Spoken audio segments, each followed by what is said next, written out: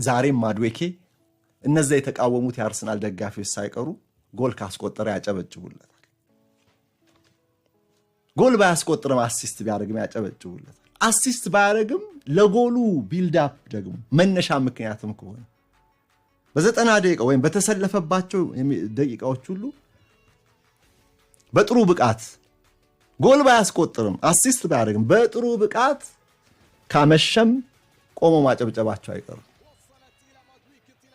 ይሄ ልጅ እንግዲህ ያንን የኢቦ ስነ ልቦና ይዞ የመጣ ነው። ከአባቴ ወረስኩት የሚለው ነገር ጠንክሮ መስራት፣ መታተር፣ መጽናት፣ ዲተርሚኔሽን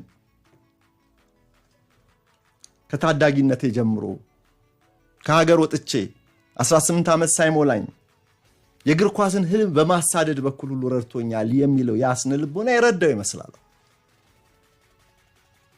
በጨፈገገና ነቀፋ ተቃውሞ በበዛበት ከባቢ ውስጥ ነው ቀይና ነጩ ማሊያ የለበሰው እና በፎሬስት ጨዋታ ላይ ያላመሰገነው የለም። ሚዲያው ሁሉ ስለ ማድዌኬ ብዙ አውርቷል። የቡካዮ ሳካ ቦታ በሚገባው ልክ ተሸፍኗል።